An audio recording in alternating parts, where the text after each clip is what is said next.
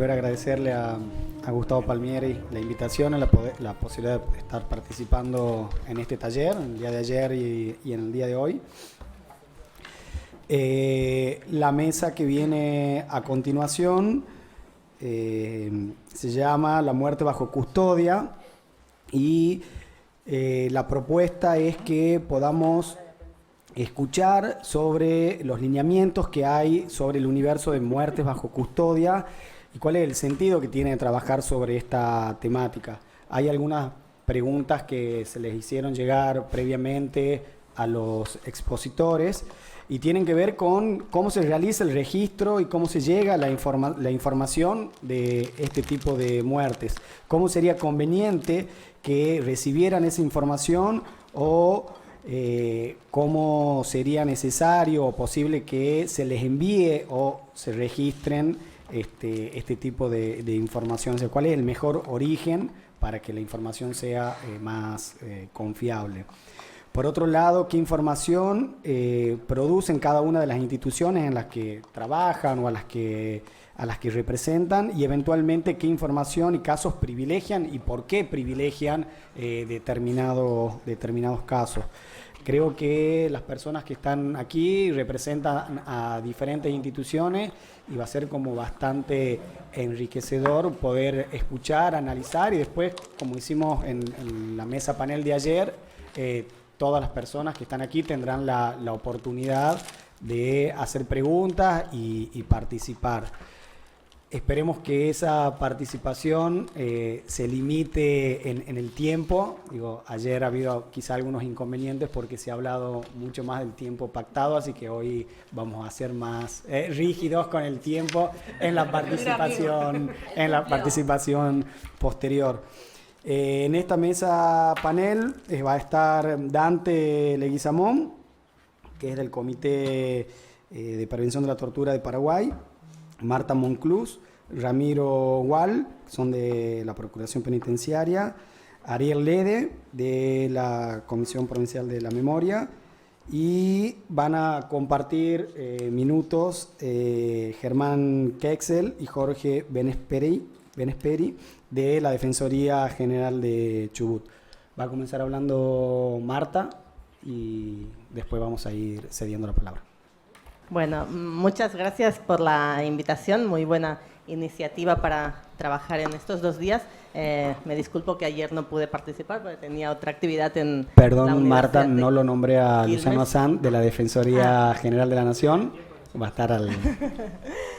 Bueno, yo voy a contestar más bien las 2 segundas preguntas, voy a intentar contestar las 2 segundas preguntas que nos había hecho Gustavo y dejaré las 2 primeras para Ramiro, con quien trabajamos juntos en la Procuración Penitenciaria. En primer lugar, sobre el tema del universo de casos a investigar o registrar. El universo sería todas las muertes bajo custodia, es decir, muertes que se produzcan en cárceles, en comisarías y otros lugares de detención no penitenciarios, en institutos de menores y en establecimientos psiquiátricos, además de, instituciones para migrantes, pero en este caso, afortunadamente, no tenemos instituciones específicas, en todo caso van a alguna comisaría o lugar de detención no penitenciario.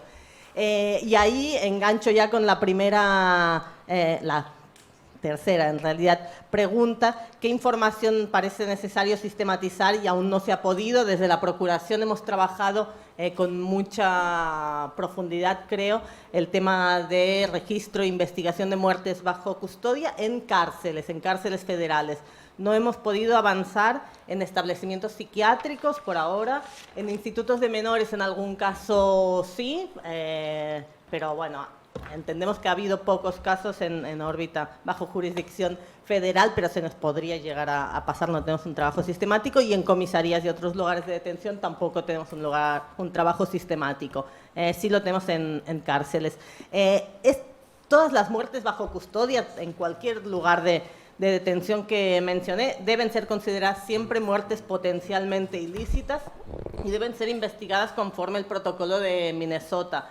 Lo establecen las reglas Mandela, la regla 71, establece la obligación de investigar toda muerte bajo custodia, es decir, cualquier muerte bajo custodia debe ser investigada y debe ser investigada conforme a ese protocolo de Minnesota que habla de muertes potencialmente ilícitas, es decir, hay una presunción de ilicitud de cualquier muerte que se produzca bajo custodia.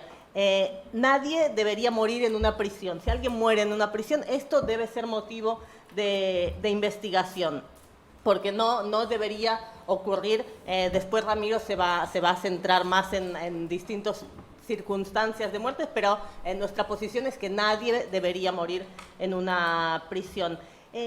Otro tema que tampoco hemos avanzado y que también lo anoto dentro de los pendientes es el caso de las muertes por letalidad policial.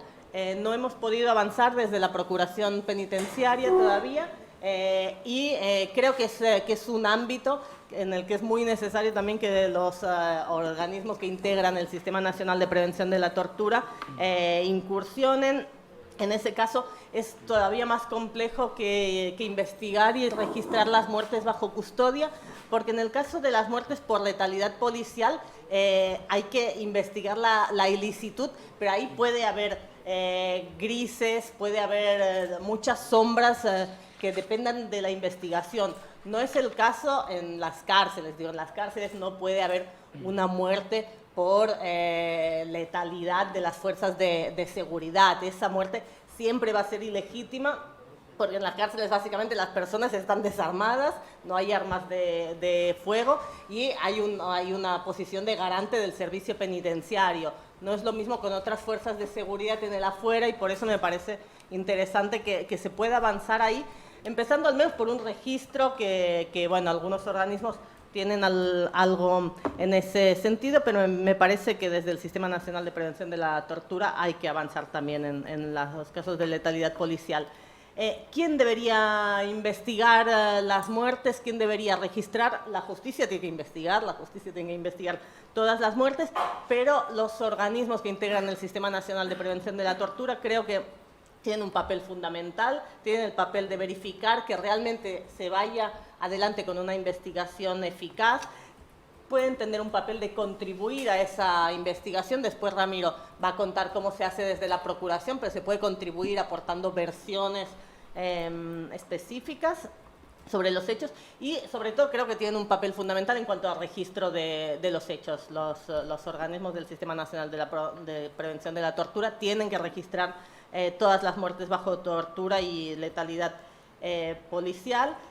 ¿Cómo se hace eso? Bueno, después Ramiro lo voy a dejar a él que cuente, pero en primer lugar hay que empezar por solicitar información y que los organismos que tienen la obligación de contestar realmente lo hagan, y en un plazo muy breve de tiempo, y después avanzar en distintos niveles de investigación en la medida que pueda cada uno de los organismos, que en función de los recursos que tenga, y llegar a un registro que además pueda ser compartido, me parece, a nivel de todo el Estado con el Comité Nacional. Y la última cuestión en cuanto a finalidades de la experiencia de los registros, en qué ha sido útil, en qué no ha sido útil. Me parece que la experiencia de la Procuración en cuanto a investigar las muertes en cárceles federales instaló el tema de la obligación de registrar las muertes. Eso quedó muy instalado. De hecho, el SNEP no tenía ninguna información al respecto y empezó a tratar de construir una información con muchos defectos, pero bueno, se vieron como obligados a empezar a producir información porque no la producían hasta ese momento. Y después creo que otro de los aportes que tuvo fue desnaturalizar la muerte bajo custodia por causas naturales. O sea, parecía que si una persona se moría en prisión y no era una muerte violenta, era una muerte natural, y entonces no había investigación que hacer. Ramiro lo voy a dejar a él en todo caso que siga contando sobre esa experiencia. Por cómo estaba propuesta la actividad en el correo y demás, mi idea es solamente mencionar algunos títulos de algunas cuestiones que me parece que son interesantes para discutir. En todo caso, después profundizamos cuando discutamos. Simplemente como mencionar algunos temas que me parece que sería importante que discutamos en el encuentro de hoy, y no más que eso. La primera pregunta está orientada a cómo debería registrarse y cómo debería llegar esa información desde las oficinas de gestión de espacios de encierro a los organismos que pretenden controlar ese espacio. Yo ahí lo primero que diría es, yo me preocuparía menos en cómo llega y más en cuándo llega. Digamos, a mí me parece que el cuándo llega es lo central antes que el cómo llega. Después, por supuesto, cuanto más formal sea la presentación, mejor, que no sea una llamada por WhatsApp y sea algo escrito, claro, pero lo importante es cuándo, digo. Porque para mí ahí una cosa que nosotros tenemos que tener, una cosa sobre la que yo sería como bastante exigente, digamos, sería en que nosotros nos pongamos de acuerdo en que una cosa es registrar casos de muerte, una cosa es registrar información del Estado sobre casos de muerte, otra cosa es producir información, investigar nosotros las muertes, y otra cosa es producir registros propios sobre de qué se muere la gente dentro de la cárcel. Son tres cosas totalmente distintas, las tres cosas son interesantes, las tres cosas son válidas, las tres cosas no se pueden hacer si uno se entera de la muerte a los 3 meses de ocurrida. A los 3 meses de ocurrida uno solamente puede registrar la versión del Estado sobre de qué se muere la gente en prisión. No puede hacer más que eso. Y eso es como un dato que hay que aceptar de antemano. Si nosotros queremos además producir investigaciones sobre qué es lo que ocurre ahí adentro, tenemos que mínimamente estar... no permitirnos enterarnos de la muerte más de 48 o 72 horas de ocurrida. Cualquier muerte que nos enteremos a los 2 o 3 meses no va a poder ser investigada. Esto es un dato básico como de la experiencia acumulada de estos años laburando el tema. Y las tres cosas son interesantes. Digo, es importante producir información sobre qué dice el Estado, cuántos se mueren, de qué se mueren, eso es importante, pero no es lo mismo que, y no es lo mismo que, lo digo también en tono de otra cosa que charlamos antes con Gustavo y que viene dando vueltas hace un tiempo, que es qué es comparable con qué también, digo. Trazar miradas que pretendan comparar las muertes en una jurisdicción registradas por el Estado con otra jurisdicción donde hay un organismo que va al campo y hace investigaciones propias. Son incomparables, digo, no se pueden comparar. En todo caso se pueden comparar como pisos mínimos, ¿sí? Pero no son los mismos universos. Eso tiene que estar como claro desde el principio, me parece. Y lo segundo también, así como muy... bueno, una cosa más, digo, ahí en ese primer punto, sobre todo porque están los compañeros de la comisión y los compañeros de Paraguay, también ahí a la hora del registrar, digamos, una discusión pendiente, no digo que haya que llegar a una única posición, pero hay una discusión pendiente que es sobre el sistema de categorías, cómo vamos a categorizar las muertes. Ahí hay una discusión sobre si violenta o no violenta sigue siendo una discusión importante o que sume algo o solamente invisibiliza. Hay discusiones entre sistemas de categorías más interpretativos, por ejemplo, quién va a decidir si lo que ocurrió ahí fue un suicidio o no, y otras que son bastante más objetivas o materiales, si lo que ocurrió ahí fue un ahorcamiento o una muerte por heridas de arma blanca, digamos. Entonces, ahí hay como 3 sistemas de categorías posibles, yo creo que habría que combinarlos, y me parece que sería interesante que podamos discutir sobre cómo se combinan esos sistemas de categorías. Digo porque además, como definamos la muerte, nos va a... perfilar bastante claramente sobre qué responsabilidad del Estado vamos a ir a buscar. Entonces, cómo definamos la muerte va perfilando nuestra investigación posterior en el campo sobre esa investigación, sobre ese caso concreto. Digo. Y después lo otro, que tiene que ver más con, la pregunta era qué información producimos y demás. Ahí nosotros Marta decía, nos recortamos bastante solamente sobre muertes bajo custodia penitenciaria, eso es cierto. Y eso lo hacemos, o mejor dicho, tenemos unas investigaciones sumamente exhaustivas sobre muertes bajo custodia penitenciaria a expensas de no avanzar sobre otros campos. ¿Sí? Ahí hay como es una decisión institucional tomada, digo, puede estar bien o mal, digo, es discutible, pero nuestra decisión es todas las muertes bajo custodia penitenciaria las vamos a investigar bastante en profundidad, sabiendo que eso hace que no investiguemos otras muertes. Digo, y eso es una decisión tomada. No digo que sea la correcta, pero es una decisión tomada. Digo.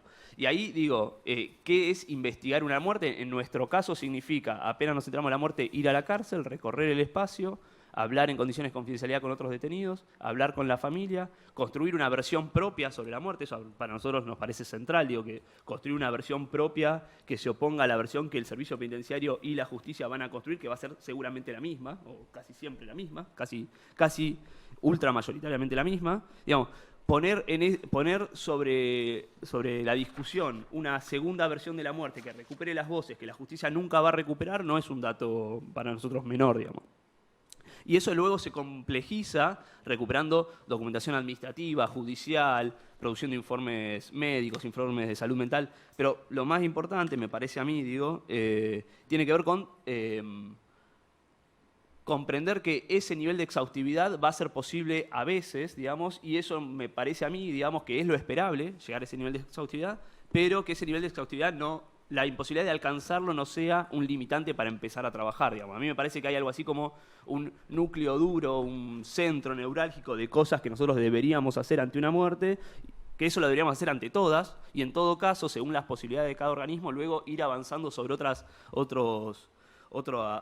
aristas más laterales, si se quiere, que explican muy bien qué pasó ahí, pero que es entendible que no lo podamos hacer en todas, digo. Pero sí yo diría que deberíamos trabajar con una suerte como de la figura medio del alcaucil, digo. Yo diría, hay como una cosa del corazón que deberíamos tener garantizado ante cualquier muerte bajo custodia estatal, y luego distintas capas, como la cebolla o el alcaucil, que en algunos casos iremos pudiendo hacer o no, dependiendo las posibilidades de cada organismo. Pero en esta preocupación que me parece que suponía el encuentro, que es cómo poder trabajar en red o cómo poder armar registros que recuperen y complementen distintas jurisdicciones, me parece que lo importante es cómo manejar esa idea, la idea de un núcleo duro que deberíamos poder manejar en todas las jurisdicciones y en todo caso en las jurisdicciones donde se pueda que se avance sobre otras etapas, pero no poner el estándar tan alto que haya jurisdicciones que nunca alcancen ni siquiera eso y entonces nos queden jurisdicciones fuera. Ariel, de la Comisión Provincial por la Memoria. Nosotros trabajamos, bueno, un poco retomando lo que decían Marta y Ramiro, en estas distintas fases. Por ahí el trabajo más fuerte de nuestro equipo es el registro de los casos. Por ahí lo positivo, bueno, y también es una decisión, digamos, de fortalecer un trabajo de registro, porque en Provincia de Buenos Aires, por ahí a nivel del sistema, a comparación del sistema federal, la información pública respecto de las muertes es mucho más endeble, mucho más parcial, entonces se vuelve más necesario fortalecer ese objetivo. Pero al mismo tiempo, en ese mismo campo, construimos la cifra de muertes anual, tanto producidas en cárceles como en comisarías, como en hospitales de salud mental, o digamos cualquier establecimiento de salud mental, en realidad, público o privado, y las muertes por uso letal de la fuerza policial. Que en total tenemos en promedio anual de 500 muertes, sumando todos estos universos, lo cual también explica por qué no se pueden participar en la investigación, pues es un número muy alto. Registrar se puede, intervenir en las causas que se abren no. Además, bueno, no recuerdo, que le hemos hablado con Ramiro en otras ocasiones, pero no recuerdo en otras jurisdicciones cómo es. En Provincia de Buenos Aires, por lo menos, todas las muertes ocurridas en el espacio de encierros deben ser investigadas por resolución de la Procuración. Entonces ya eso abre un piso. Perdón, una consulta, me perdí. ¿500 muertes en un año en dónde? En cárceles, no, Provincia de Buenos Aires. Promedio 500 muertes, sumando todos estos. Digamos, son todas muertes donde habría una potencial responsabilidad del Estado. A ver, las fuentes de información son distintos organismos, Poder Ejecutivo, Poder Judicial, las inspecciones que hacemos a las unidades o a las comisarías, la recepción de casos en la sede a través de personas detenidas, de familiares, de otros organismos, y un relevamiento en medios de comunicación. Y finalmente, después de una primera entrada a cada uno de los casos, se complementa esto con llamados telefónicos a las unidades y a órganos judiciales, que es bastante tedioso, pero muchas veces suma información sensible que no está disponible, digamos, en las notificaciones iniciales de cualquier organismo. Características de la información, que se pregunta esto. 3 características principales. Una, que es tardía, lo que decía Ramiro, la cuestión principal es que cuando llega, por lo menos en provincia, la información es muy tardía, digamos, llegando por escrito, sobre todo de parte del Poder Judicial, órganos judiciales, digamos, que tienen las causas de los detenidos, que llevan las causas, son los que informan a través de la resolución de la Corte, informan en la CPM, pero estas notificaciones están llegando con meses de retraso. Eso hace imposible por un lado es imposible intervenir, por otro lado también hace muy difícil, lo que decía él, la reconstrucción del caso y la construcción de una versión propia o una versión alternativa a la del Estado. Otra característica es que es parcial y es heterogénea en el sentido de que nunca se incluyen todas las variables que se solicitan. Cada fuente informa en su propio formato, ese es un problema. Digo, el problema que podemos tener nosotros de no tener categorías compartidas, que es un buen punto para discutir, más todavía es un problema al interior de la jurisdicción en cuanto a los organismos que intervienen en los casos. Y por lo menos los 3 listados que llegan a la CPM una vez por año, que son de la Procuración, del Ministerio de Justicia y de la Corte, informan siempre 3 cantidades de muertes distintas. Es decir, que el Estado en la provincia de Buenos Aires no logra conocer la verdadera cantidad de personas que mueren bajo su custodia. Tiene unos números. Siempre es incompleta. En eso, digamos, hay coherencia. Ningún organismo llega a conocer la cantidad total. El Ministerio, para poner ejemplos, del año pasado el Ministerio de Justicia informó el 93% de las muertes, la Procuración el 74%, la Corte Suprema el 52% y los órganos judiciales, esto es distinto porque son notificaciones puntuales, pero juntándolas, por lo menos las que fueron informadas a la CPM son el 28%. Incluso el surgimiento del registro de violencia institucional, que ya tiene 2 informes semestrales presentados, informó 118 muertes en contextos de encierro, en cárceles y comisarías para 2018 y nosotros llegamos a 158, es decir, 40 muertes más, con lo cual ahí se abriría la pregunta de si hubo 40 muertes que no han sido investigadas, digamos, como manda la resolución 115 de la Procuración, porque digamos, el RBI solo cuenta las muertes que cuenta las IPP de las muertes, es decir, que hubo 40 muertes no habrían generado una IPP. Entonces, ¿cómo serviría que llegue la información a cualquier organismo? Que llegue de manera rápida, que llegue de manera completa, tanto a nivel de los casos como a nivel de las variables internas, y que llegue con un formato unificado. Creo que esas son propuestas concretas en las cuales se podría avanzar en relación a los organismos públicos. Bien. Después, otros detalles de contar algo de la experiencia. Nosotros cargamos todos los casos, sea de la fuente que sea, pero al final del proceso, cuando se depuran las bases, solo se validan los casos que son informados oficialmente. Es decir, los casos que vienen por otras vías se contemplan en un principio, pero se hace todo lo posible por validarlos en todo el proceso, digamos, porque la carga es anual, el registro es anual, y se depuran aquellos casos de arresto domiciliario. Este es un detalle, pero que a veces marca diferencias en la cantidad de casos relevados. Se depuran los casos de arresto domiciliario que nunca estuvieron en contexto de encierro o que ya llevaban más de 6 meses fuera de una unidad. Eso es como un criterio arbitrario, pero para tener una decisión metodológica que más o menos objetivice la carga. Y digo, ¿por qué hay que depurar? Porque llegan casos de muertes en arresto domiciliario informados por los jueces. Obviamente del SPB no los va a informar porque ya, digamos, se los sacó de encima. Pero los jueces sí, porque seguían a su cargo. Después, por lo menos en el registro de cárceles, distinguimos entre la causa oficial, digamos, notificada oficialmente, y la causa, digamos, la causa nuestra sería la versión propia. Esto un poco para reivindicar una lectura diferente, alternativa, y poder poner sobre la mesa las causas que tienen que ver con el encierro, y por otro lado también para hacer un análisis de la fuente.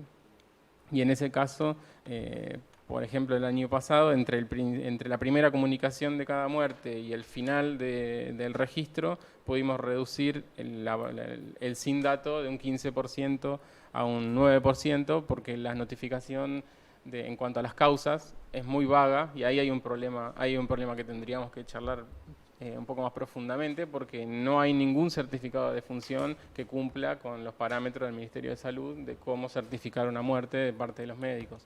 Es decir, la idea de que de que se explicite la causa básica, la causa intermedia, la causa directa, eso no está en los certificados de defunción que llegan. Tampoco se conocen los informes estadísticos de defunción, que también cada médico tiene que generar obligatoriamente. Y eso es el principio, digamos, de la cadena que lleva a la desinformación. Porque desde el momento uno que se pueden conocer las causas, el funcionario médico no cumple con este requisito. Y después tratamos de siempre relevar la edad, el tiempo de detención previo a la muerte, el lugar y la causa de muerte, y combinando esas variables, fortalecer una lectura de la responsabilidad estatal en cada una de las muertes. Bueno, para terminar, información que sería necesario sistematizar, pero que no se ha podido. Bueno, un poco esto, debido a las características de la fuente, las causas de muerte es una información que sigue siendo incompleta y por lo tanto debilita los análisis, más allá de que los podamos sostener políticamente. Las historias clínicas es otro material, pero bueno, es un trabajo muy arduo, no es tan fácil acceder, y si se accediera tampoco es fácil, sobre todo para un universo de muertes tan grande. Y otro punto sería el estado actual o la forma de finalización de las investigaciones que se abren, de las IPP abiertas por las muertes. Esto pensando también en enfocarnos en la responsabilidad estatal, pero en la responsabilidad estatal posterior a la muerte, que es la investigación, digamos, porque la prevención va acompañada de la sanción, de la investigación y de la sanción por esos fallecimientos. Ese también es un trabajo pendiente. ¿Y para qué cosas creemos que ha servido este registro? Primero y principal, lo que decía al principio, para que se conozca un dato que es sensible y que el Estado provincial a través de sus distintos organismos lo subestima, para difundir ese dato en las instancias que correspondan. Lo hemos hecho en la CID, lo hemos hecho en distintos lugares, en lo posible para intervenir sobre algunas de esas investigaciones abiertas. Hay un equipo que en algunos de los casos interviene, sobre todo, y ahí hay un criterio de oportunidad, cuando nos enteramos rápidamente, que no es la mayoría de los casos, se intenta intervenir. Y finalmente, para dar un ejemplo, digo que todos los organismos que estamos acá podemos dar el ejemplo al Estado de que se pueden hacer registros fiables de cualquier tipo de información, y sobre todo de la muerte, que es un evento mucho más fácilmente cuantificable que otros, como la tortura, etc. Seguimos con Dante Leguizamón del Mecanismo de Paraguay. Bueno, buenas tardes.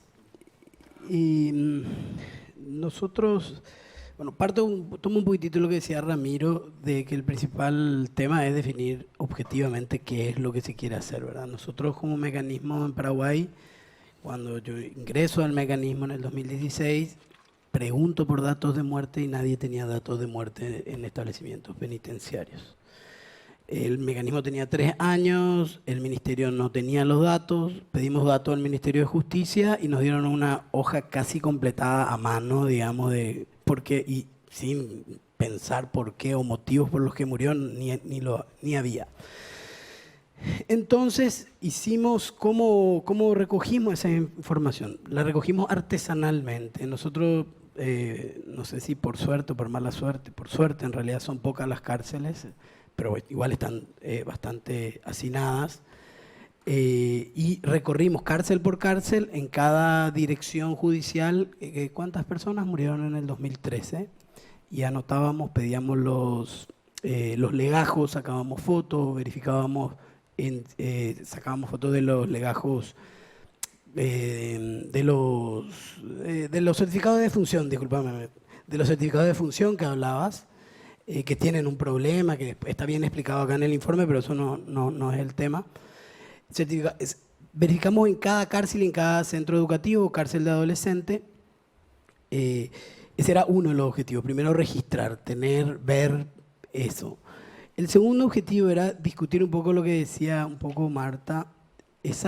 A nosotros, de hecho que a mí desde que estaba en la CPM y después en el mecanismo en Paraguay, no hacía mucho ruido esa dicotomía muerte natural y muerte violenta, ¿verdad? Entonces nos planteamos discutir esa dicotomía y romper con esa dicotomía. ¿Por qué? Porque eso, finalmente, los resultados de la investigación nos confirmaron que eso servía para que se abra una causa o no se abra una causa, digamos. Número súper rápido, 166 muertes en 4 años en Paraguay. En 93 no se abrieron investigación y 97 son las muertes de salud, digamos, ¿verdad? Entonces, así como las muertes de salud no se abren, porque se mueren naturalmente, digamos, ¿verdad? Un chico de 19 años que se muere de neumonía en la cárcel, y se murió naturalmente, te decían, ¿verdad? Entonces, romper con esa dicotomía fue lo que nos planteamos como otro objetivo. Y el objetivo, lo que creo que es el aporte que espero les sirva, y que si en algún momento acceden al material, yo tengo acá unos materiales que después los puedo compartir y pueden ver, pero en la red pueden acceder.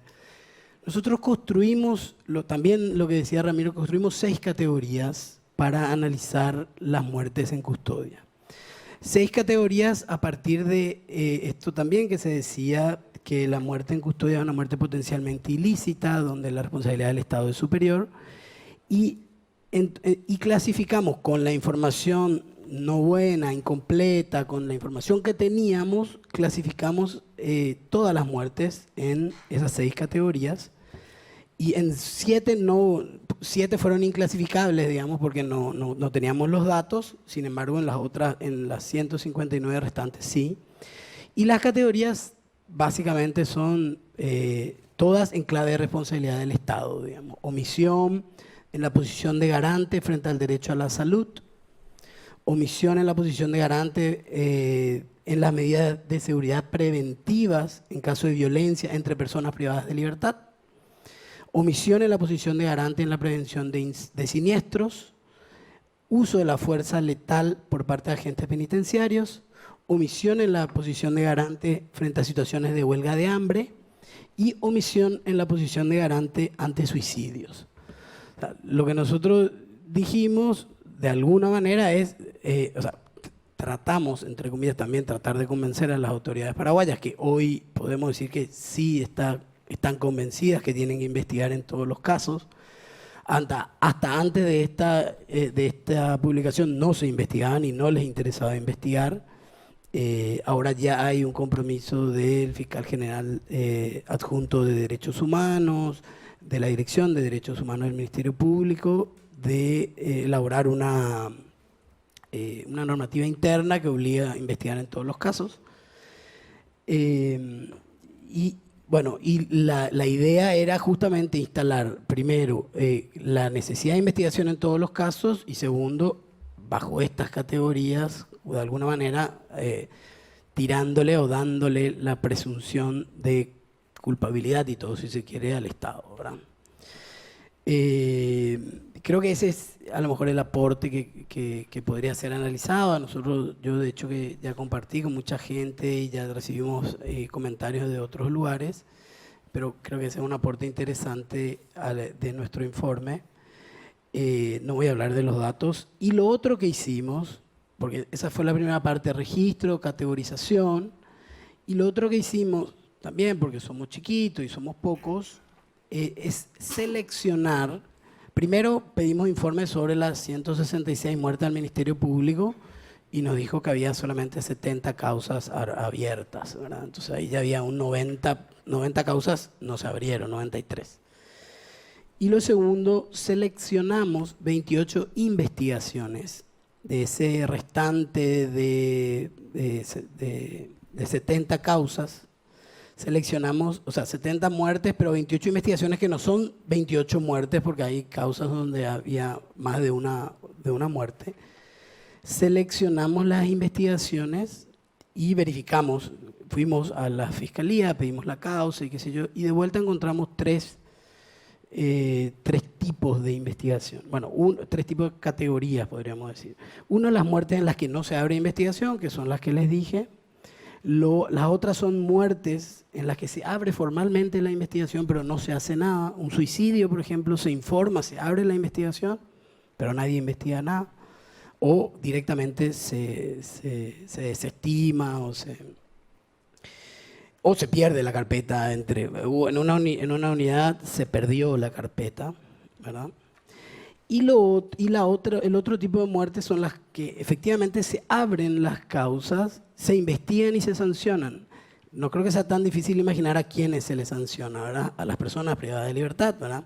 Y se les sanciona a partir de lo que dice la versión oficial, se les sanciona a partir de una supuesta confesión que le hizo a un guardia. Y quiero contar, no sé si el tiempo me permite, pero 2 ejemplos muy rápidos. Uno es, en un caso de una persona que fue condenada por una muerte a 6 años más de lo que ya tenía, estaba entre 7 personas en una celda, ¿verdad? Y en la investigación fiscal no se le tomó declaración a ninguna persona privada de libertad. A ninguna persona privada de libertad. La única declaración que se tomó en juicio fue una declaración que se le tomó al guardia que dijo, sí, Matías vino y me dijo que él le mató a Gustavo. Esa fue la única declaración que se tomó en el juicio y no se le tomó a todos nosotros que pudimos haber presenciado ese momento, porque probablemente, entre comillas, las personas privadas de libertad mientan, ¿verdad? Entonces no se tomó ninguna declaración. ¿Cómo? Y lo otro que quería mencionar en realidad era el otro extremo. Un video, o sea, no un video, en una cárcel en Paraguay, frontera con el Brasil, en Pedro Juan Caballero, zona de influencia del PCC, del Comando Vermelho y todo eso. 2 personas, llave en mano, revólver 38 en mano, a la noche, circuito cerrado funcionando en la cárcel, abrieron 2, 3 puertas, llegan, abren la puerta de una celda, le vacían los 2 cargadores a un líder narco de la cárcel y se cierra, murió, se abrió la investigación, se le imputó al director, al jefe, a todos. Estas 2 personas fueron trasladadas por seguridad a otra cárcel que está a 400 kilómetros más o menos. Estas 2 personas se fugaron o le fugaron y los escondieron, digamos, bajo tierra, no podemos saber, ¿verdad? Puede ser que se hayan ido, como puede ser que lo hayan matado, como parte del proceso. Pero a los 6 meses le sobreseyeron a todos los funcionarios públicos, digamos, a todos. Y había un video, y les invito a que busquen en YouTube, cárcel de Pedro Juan Caballero, homicidio, y hay un video que muestra cómo las personas privadas de libertad ya de en mano entraron y no se detectó la responsabilidad de ningún agente estatal, digamos. Ahora, les comento como ejemplo para que dimensionen el problema en el que estamos, ¿verdad? Pero bueno, en realidad lo que buscaba el informe, además del registro, era hacer como un acercamiento al menos de cómo investigaba el Estado las causas de muerte bajo custodia. El informe estamos actualizando, en febrero del año que viene van a estar los datos del 2017, 18 y 19. Y bueno, nada, después sí, hay datos de personas indígenas, adolescentes, mujeres con las causas, o sea, eso después podemos profundizar si quieren. Muchas gracias. Germán y Jorge de la Defensoría General de Chubut se van a dividir. Buenas tardes. Bueno, vamos a compartir con Jorge el tiempo. Interesante todos los aportes y disparan más cuestiones que las preguntas. Así que me gustaría retomar algunas de ellas. Nosotros creemos que tenemos una gran potencialidad. Por nuestras características, estamos bien adentro del sistema, somos defensoría. Tenemos oficinas de atención a personas privadas de libertad que se encargan, no son oficinas de ejecución, sino se encargan mucho de la cuestión humanitaria, la asistencia y, por supuesto, bueno, todo lo que tiene que ver con los remedios jurídicos a fin de mejorar o modificar las condiciones de detención de estas personas. Es decir, que tenemos mucha inmediatez. Y si bien es una provincia extensa geográficamente, al tener defensorías en todos los departamentos judiciales, estamos cerca de los lugares de detención, trabajamos en el mismo edificio que los fiscales, tenemos bastante como relación en ese sentido, es decir, que la información nos llega bastante rápido. La muerte que sucede en ese contexto de encierro, obviamente que el primero al que se le informa el oficial de servicio es el fiscal y en general a posteriori a nosotros, pero casi inmediatamente en ese momento. Eso es, digamos, un potencial al cual un poco estamos pensando cómo terminar de sacarle el jugo, en definitiva. Respecto de las estrategias y las hipótesis alternativas, nosotros, bueno, vos tirabas los números de provincia de Buenos Aires, nos miramos con Jorge como diciendo, bueno, es un universo muy distinto, más allá de ser un término relativo, por la población de Chubut, obviamente, que es mucho menor, pero Jorge repasará luego algún numerito más fino, pero nosotros no lo identificamos como un problema. Es más, hace 15 años que hacemos monitoreo y nosotros no tenemos un informe de muerte bajo custodia. No lo enfocamos jamás como el objeto específico de un estudio concreto. Partimos siempre de la base de que tenemos muy malas condiciones penitenciarias, porque no tenemos sistema penitenciario, no tenemos cuerpo penitenciario, tenemos solamente policías que trabajan en ámbitos policiales, donde hay gente detenida en comisaría, la mitad en general. Entonces, siempre enfocamos respecto de las condiciones de hechos de violencia, pero en general no particularmente esto. Ayer les comentaba, bueno, que ya el título de la mesa de territorio a mí me había despertado muchas cosas de juntar monitoreo y territorio, y ahora ya también cuando digo el de muerte digo, bueno, pará, ¿y nosotros cómo estamos enfocando?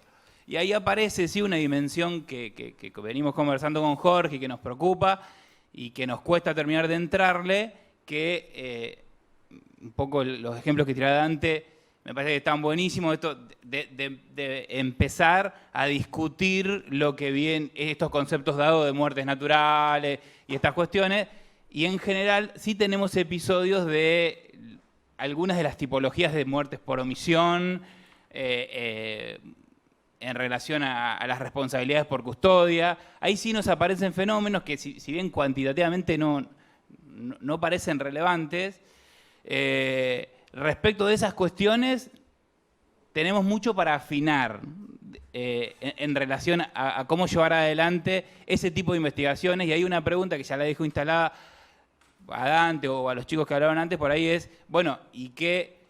Porque nosotros tenemos la herramienta de la querella en la mano, pero ¿qué formas de litigación nos podemos dar o se han dado para empezar a discutir, quizás no en el plano penal, quizás sí en el de la responsabilidad civil, las cuestiones relacionadas con ese tipo de responsabilidades?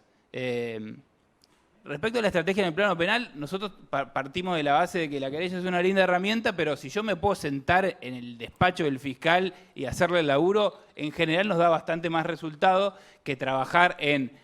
Primero, no tenemos tanto fierro para hacer investigación propia. Y después, esas grandes hipótesis que... Y la verdad, si no lo convenciste al fiscal antes, es bastante difícil. Puede dar una batalla, a veces es muy testimonial. Entonces, en general, como tenemos esa cercanía, optamos más por esa otra estrategia. Y muchas veces es hacer el trabajo fiscal. Pero en términos de eficacia, podemos obtener mejores resultados que en esa investigación más autónoma y después volcarla a la causa, no tener el empuje del fiscal, comienzan los problemas más de procedimiento respecto de si la autonomía de esa acusación, sin el apoyo, que en algunos casos llegás pero debilitado. Entonces, al menos lo pensamos como una de las estrategias históricas que no ha dado resultado, no tanto en caso de muerte, reitero, sino más en caso de violencia institucional en general.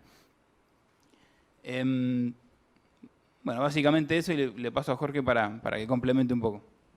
Muchas gracias. Cuando te pido disculpas, pero te interrumpí porque me quedé sorprendido por los números. Antes de venir hacíamos un registro en la provincia de Chubut y tenemos muestras trágicas para mencionar, como Iván Torres, Julián Antillanca, Santiago Maldonado, que son hechos que se produjeron en territorio de la provincia de Chubut y en todos estuvimos nosotros. Antes o después estuvimos con alguna presencia nuestra en territorio y no pudimos hacer nada. Y uno de nuestros grandes logros, como decía Germán, es el haber podido posicionar gente de la defensa pública en cada lugar de la provincia donde hay un centro de detención y estar casi en forma inmediata, porque se estableció un sistema de comunicación, sea vía telefónica, con un número gratuito para la gente y para los detenidos, para que nos llamen a nosotros directamente, o sistemas informales de comunicación para que siempre alguien de nosotros tenga información de qué es lo que está pasando. En estos casos no llegamos igual, no pudimos hacer nada. Sí los litigamos, en el caso Antillanca fuimos querellantes, pero eso a nosotros no resulta ningún título gratificante eso. Sí es una acción que nosotros después la utilizamos para sentarnos a discutir con la fuerza, con el ministro, con la policía provincial, determinadas prácticas que hacen y que no están bien. Y ahí sí lo que nosotros nos parece que es importante, esto es desde la institucionalidad, cómo generar las presencias constantes en los centros de detención. Nosotros somos parte de la institucionalidad porque pertenecemos a la defensa pública y hay un área que a nosotros nos importa institucionalmente y personalmente, que es estar en los lugares de detención para poder darle una herramienta y un mejor pasar a las personas que están en los centros de encierro. Ahí creamos una oficina que se llama Oficina de Asistencia al Detenido, PPL, como ha ido cambiando. Dentro de la oficina hay un componente importantísimo, aparte de tener abogados y empleados, que son los trabajadores sociales, que son personas que tienen un contacto directo también con los abogados y se arma esta trilogía que es estar todo el tiempo en los centros de detención. No comparten adentro del centro, sino que van y vienen. Y aquí se ha establecido también una estrategia desde el tiempo, que es estar en el lugar, denunciar al personal policial, llevarlo a juicio cuando tenían casos casos violentos, a través de la querella, y luego de eso sentarnos a dialogar con ellos, a establecer mesas de diálogo. Y estas mesas de diálogos informales, porque no están dentro del sistema judicial, o dentro de un caso, a nosotros nos permitió tener una comunicación directa y que muchas veces nos llaman ellos, a nosotros, cuando se producen hechos de muertes. ¿Y cuáles son los hechos de muertes que tenemos en la provincia de Chubut? Son muertes por incendio. Desde el 2005 hasta el 2019 tenemos 6 casos nada más. Por eso me sorprendí. 6 casos de muertes en lugares de encierro, porque no han podido el personal policial, porque nos consta que hay gente que ha querido y no ha podido abrir las puertas. Hay gente que la omisión no le ha importado un carajo y ha dejado que la gente se muera. Pero son 6 casos en casi 10 años. Y los otros 9 casos que tenemos de muerte son en lugares de encierro son por peleas. Y también ahí aparece la omisión y el no tratamiento por la categoría esta que nosotros no tenemos, porque no es una problemática, es grave, pero tenemos otras situaciones mucho más conflictivas dentro de los lugares de encierro que nos llama la atención eso hoy en día, ¿sí? El hacinamiento, la falta de condiciones de salubridad y otras cuestiones que nos abocan el mayor tiempo a eso. Y estas muertes nosotros en algunos casos hemos querido estar como querellantes y por el sistema procesal no hemos podido, y en algunas que, como en los otros casos que sí, pero que no han sido dentro del sistema de encierro, sí hemos podido estar y se han conseguido logros judiciales. Esos logros judiciales a nosotros nos han permitido establecer mesas de diálogos informales o formales con las autoridades policiales o penitenciarias provinciales para establecer algún tipo de canal de comunicación para no ser nosotros quienes le avisan en forma casi concomitante con el Ministerio Público Fiscal y nosotros a los 20 minutos de que sucede un hecho o a la hora estar en el lugar de encierro. No tenemos 3 meses. O sea, menos de una hora estamos enterados de lo que está pasando. Lo cierto es que los hechos suceden y todos siempre llegan tarde. Tengo una pregunta. ¿Y esta oficina de ustedes? Sí. Suponete que ocurre un hecho en la unidad 6 con un preso federal. Sí. ¿Ustedes llegan, pueden...? A nosotros nos llaman por teléfono, a cualquiera, ¿sí? y nosotros inmediatamente le avisamos al defensor federal. Porque No, por eso, pero digo, como ustedes tienen la oficina ahí, por ahí. la oficina funciona así. Nos comunicamos con el defensor federal, pero no tenemos competencia y tenemos una lucha con el sistema penitenciario para poder ingresar de la misma manera que entramos en una comisaría. Entonces a veces nos comunicamos con el defensor federal como para establecer algún sistema de estrategias o de formas de abordar determinados problemas. Lo que conté yo de esa frecuencia, poco tiempo, todo es exclusivamente el sistema provincial. Nosotros en el sistema federal tenemos menos de pocas personas, 10, 15 personas aproximadamente del sistema, y tampoco somos reconocidos con la legitimidad del sistema provincial por estar todo el tiempo ahí. Así que si pasa una muerte en el contexto del cierre federal y no es un provincial nuestro, las autoridades penitenciarias no pasan, ahí no llaman en general. Podemos coadyuvar en alguna tarea posterior porque nos dicen, che, fíjate, o vamos por nuestra cuenta a averiguar si los que tenemos nosotros, los que representamos nosotros, están en el mismo pabellón, hubo algún La conflicto. investigación cuando es en una unidad federal, en la provincia es jurisdicción federal. Claro. ¿Sí? O sea, todas las muertes de... No, Por en eso. Rawson sí, en Rawson van a Por eso, ser. en Rawson son federales. Son federales, Sí, sí, sí. La 6 respeta Sí, la 14 también. la 14 también, bueno, ahora tuvo Sí. la primera muerte de la historia, porque viene de los últimos Sí. 15 años por lo menos. Sí, y a nosotros ahí... Igual terminemos, por favor, Jorge, así y después seguimos las preguntas porque si no después nos desordenamos. Justo ya termina. No, que no preguntemos nosotros. Bien. No, por eso vos termina vos con lo que estabas diciendo así y después seguimos con las Bien, preguntas. que esto también es un desafío, que a veces lo hemos discutido entre nosotros, dar la discusión en el foro federal. Si nosotros como provincia, como defensores provinciales, podemos ir a litigar un caso federal. Tenemos otra pelea con nuestros primo hermanos federales, también el defensor el compañero que está en Rawson, que es defensor federal, si nosotros o viceversa, es una situación complicada a veces. Y el foro federal, el juez federal de Rawson nos va a pegar un boleo en el traste diciendo ustedes qué hacen acá. Creo que va a ser más el juez que el defensor. El juez lo va a hacer y el defensor nos va a decir, ¿qué te metes en mi trabajo? Pero también no le encontramos una prohibición expresa. Lo hemos discutido, pero son estrategias a futuro. Seguimos con Luciano Azam, de la Defensoría General de la Nación. Gracias, muchas gracias por la invitación y por esta posibilidad de mudarme de mesa por un compromiso previo que tenía, pero me trato de adaptar un poco a la temática de esta primera mesa. Y de alguna manera voy a comenzar contándoles cómo registramos o qué registramos desde el Programa contra la Violencia Institucional de la Defensoría General de la Nación. En principio trabajamos con 4 fuentes de información. La primera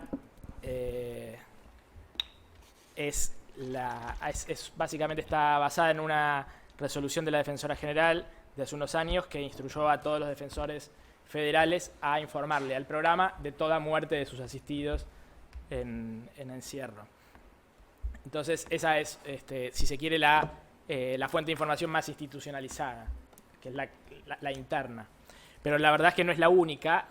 Yo mencionaría como segunda la del propio Servicio Penitenciario, que desde hace un tiempo viene informando de los casos, y la verdad es que lo que nosotros veníamos viendo es que nos enterábamos vía el Servicio Penitenciario antes que los propios defensores. Entonces lo que hacíamos de hecho era nosotros comunicar a los defensores que su asistido había fallecido, para también trabajar en conjunto sobre la asistencia de las familias, en la entrega del cuerpo, en la explicación de el trámite de autopsias, porque en casi todos los casos de fallecimientos en prisión hay que hacer autopsias, pero bueno, tal vez después le dedico un poco de tiempo a esto. El problema que estamos teniendo, la verdad, con el servicio penitenciario, y comparto lo que decía Ramiro hace un rato, que lo importante en términos de la comunicación, del registro de los casos es la inmediatez, es que el servicio está demorando mucho en comunicarnos los casos.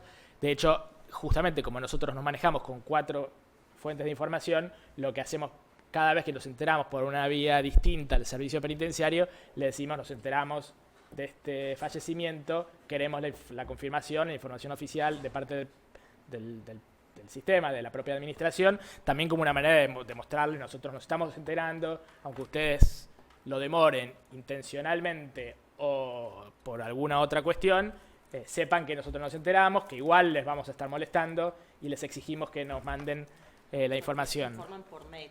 Nos informan por mail, es un mail que nos mandan en conjunto a la Procuración Penitenciaria, al Programa contra la Violencia Institucional, a la Comisión de Cárceles también de GN y a Procuin, del Ministerio Público Fiscal. Esos mails empezaron a fallar mucho.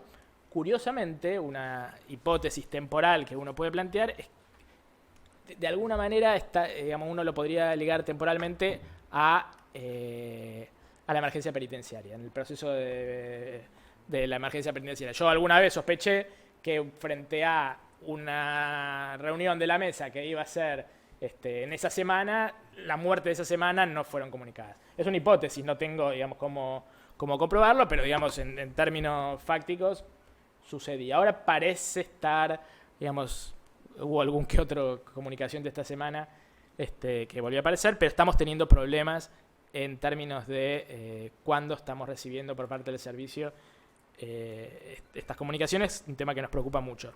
Las otras dos fuentes son las de los propios presos, que nos llaman muchas veces para decirnos sacaron muerto a un compañero y ahí empezamos a hacer el chequeo. Y la cuarta fuente son los propios familiares de los detenidos, que está Andrea acá, que son muchas veces ellas quienes nos avisan. Entonces, estas serían las 4 fuentes de información.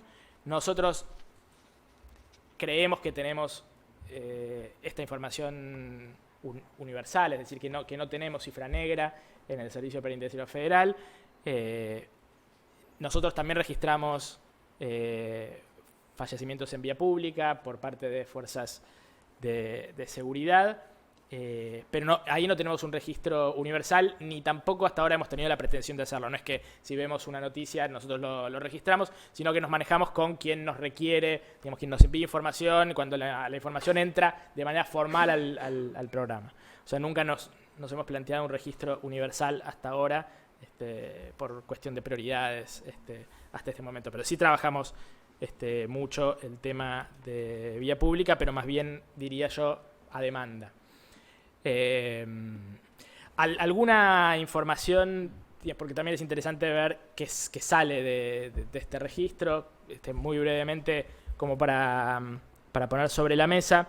Lo que nosotros también nos estamos planteando, justamente por lo prioritario que hoy es para la Defensoría el asunto de la emergencia penitenciaria, la sobrepoblación, etcétera, nos estamos planteando, y es lo que desde el programa siempre planteamos a la Defensoría General, como para que también Comisión de Cárceles, que es quien está representando a la Defensoría en las mesas de la emergencia penitenciaria y en muchos habeas corpus que se están litigando por condiciones estructurales y por sobrepoblación, lo que nosotros siempre planteamos es pensar la sobrepoblación también como un generador de violencia. Entonces, con esa lógica, cuando estudiamos la violencia, tratamos de verificar qué pasa con, si hay alguna relación con el aumento de la población penitenciaria. Esa es una pregunta que nos estamos haciendo, que no es fácil de responder, pero podemos hacer algún tipo de aproximación.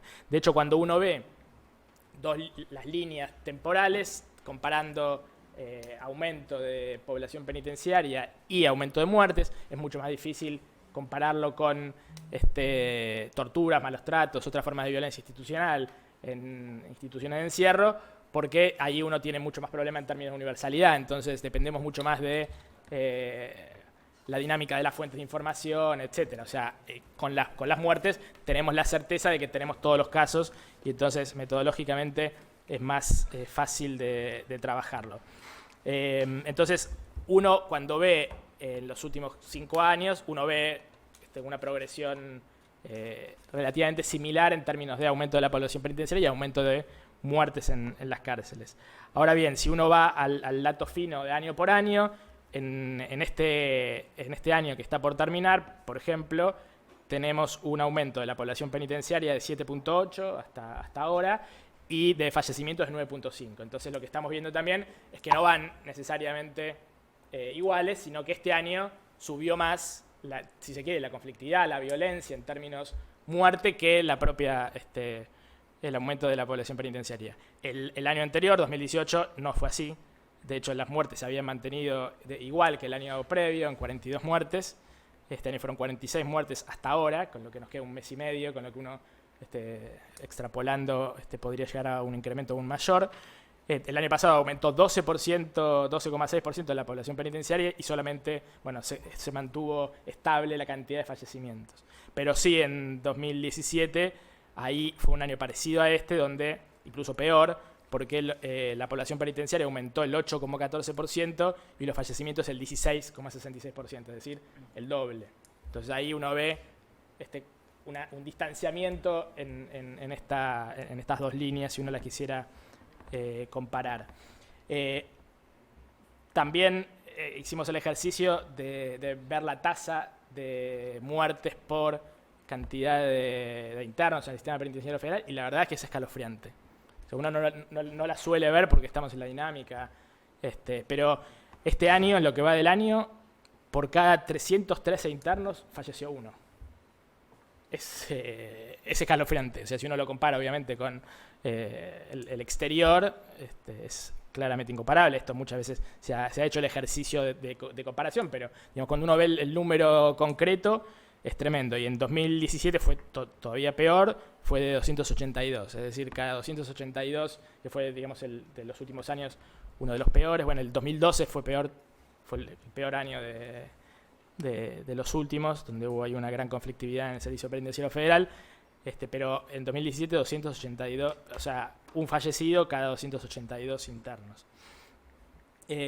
Lo que estamos viendo, entonces, es este año un gran aumento de las muertes que no son presentadas inicialmente como violentas, como para también salirnos un poco de estas categorizaciones. De hecho, nuestro ejercicio es pensar a todas las muertes en prisión como violentas de alguna manera, digamos, manejando siempre una sospecha de responsabilidad estatal inicialmente.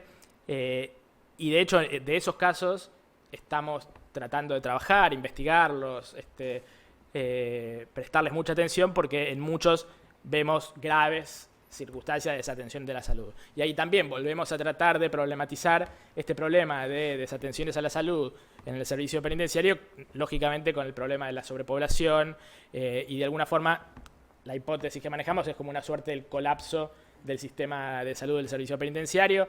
Hemos llegado, a mí hay un caso que siempre lo menciono porque me impactó mucho, que lo conversamos con Ramiro varias veces, que es un hombre que en el marco de una visita empieza a tener dolor de pecho, que básicamente era una angina de pecho, lo revisan, le hacen los primeros estudios, de hecho lo llevan al cuerpo médico forense, dicen esto es una angina de pecho, hay que urgentemente hacer esto y lo otro. Ese dictamen, de alguna manera, del cuerpo médico forense tardó 10 días en tramitarse.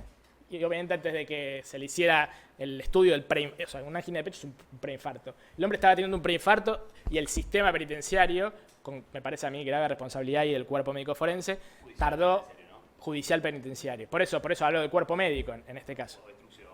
Exacto. O sea, ahí había, digamos, como básicamente el papelito tardó en llegar 15 días y el hombre se murió al día 13. No me acuerdo si eran 15 o 12 días, pero o sea, el pobre hombre vivió después del preinfarto más de una semana, y nadie atendió cuando tenía el diagnóstico. O sea, ahí es el caso, si se quiere, el sumum, ¿no? de lo ilógico y de la violencia a través de la omisión, aunque casi que uno lo sacaría de la omisión también. De todas formas, más allá de que lo que vemos este año es un gran crecimiento de este tipo de muertes, también vemos, si comparamos, especialmente si vemos los centros, los complejos penitenciarios de metropolitanos, que es donde más muertes hay, aparte por la cantidad de detenidos que hay, tanto en Cava como en Ezeiza y en Marcos Paz, vemos un incremento en los tres casos de las muertes eminentemente violentas, o sea, las que no hay ninguna duda que son, digamos, por peleas entre internos, por incendios, por ahorcamientos, digamos, no muertes, entre comillas, naturales. Es decir, que más allá de que hay un incremento de esas otras muertes, estas también subieron en estos tres complejos penitenciarios, que además son los que nosotros tenemos más cercanos. Más allá de que en Ezeiza bajó la cantidad de muertes. O sea, las muertes que bajaron este año en Ezeiza subieron en Marcos Paz y en Devoto. Es decir, uno casi que los que aparecen como ecuación. Pero aún en Ezeiza aumentaron las violentas. Es decir, ahí hubo menos, en Ezeiza hubo menos muertes no evidentemente violentas. Como para ir cerrando, ¿qué hacemos nosotros? ¿Qué es, digamos, nuestro mayor grado de asistencia a las víctimas en los casos de fallecimiento? Es básicamente la oferta de poder acceder al sistema de justicia a través del patrocinio, a través de las querellas. Y ahí tenemos hay un criterio de la Defensora General por el cual toda muerte en custodia se debe brindar la asistencia para garantizar el acceso a la justicia, más allá de que en el caso no necesariamente uno encuentre a primera vista evidencias de intervención estatal. O sea, si la persona murió en la cárcel y la familia pide el patrocinio se otorga en el 100% de los casos. De hecho, en buena medida, gracias a los familiares, que son quienes se acercan muchas veces, y también la Procuración Penitenciaria, a los familiares a nuestro programa, en el 25% de estas muertes, de las 46 muertes, se ha dado patrocinio. O sea, vinieron a requerir patrocinio de los 46 casos de muertes que van en este 2019, 11 familias, alcanzando prácticamente el 25%. Entonces, cuando se da el patrocinio lo ejerce, digamos, no el programa contra la violencia institucional, sino el programa de patrocinio de víctimas, conocido vulgarmente como de querellas, pero desde el programa seguimos trabajando en términos de el acompañamiento, asistencia a las familias. Acá está justamente Patricia Sorey, que es la trabajadora social del programa, que es quien tal vez más se involucra en esta temática y probablemente pueda participar en la mesa que viene, donde se va a abordar con más detalle qué es lo que se puede hacer y qué es lo que se hace en este aspecto. Bueno, tenía algunas cosas más, pero creo que ya estoy medio corto de tiempo. Tal vez como para mencionar algo que se había dicho antes, uno de los obstáculos en términos de... O sea, la querella, yo estoy convencido de que aumenta la factibilidad de éxito en la investigación penal en un contexto de gran impunidad. No quiere decir que cuando haya querella no haya impunidad, pero hay una mirada. La Defensoría tiene un equipo especial en la Ciudad de Buenos Aires que también litiga en el área metropolitana, es decir, en todo el sistema federal del conurbano y en la Ciudad de Buenos Aires, que es un equipo especializado. Y después, como no tenemos esos equipos hasta ahora en las provincias, ahí participan los defensores federales. Y bueno, ahí la verdad es que también se complica más porque no son especializados en querellar, son abogados y abogadas que están haciendo defensas y al mismo tiempo tienen que querellar. Tenemos muchas veces problemas de compatibilidad, de encontrar funcionarios que no tengan conflictos de intereses. Bueno, esto es todo un tema. Pero ahora se han concursado a partir de la ley de víctimas las defensorías de víctimas. Entonces se supone que cuando eso esté funcionando deberían las defensorías de víctimas en cada una de las provincias, las defensorías federales, lidiar con estos casos con una mayor eficacia. Pero entonces lo que decía es, con las querellas ganamos si se quiere, en contralor, en impulso, en lucha contra la impunidad, pero uno de los obstáculos que también enfrentamos es que en muchas unidades, cuando la muerte se provoca por una aparente pelea entre internos, denuncian o presentan el caso ante la justicia local. Y eso nos saca del camino. La Procuración Penitenciaria suele pedir la federalización del caso, nosotros también acompañamos eso, pero ahí vemos prácticas que aún obstaculizan más digamos, la posibilidad de contar con alguna eficacia en términos de investigación judicial. Con esto cierro, así no me demoro más. Gracias.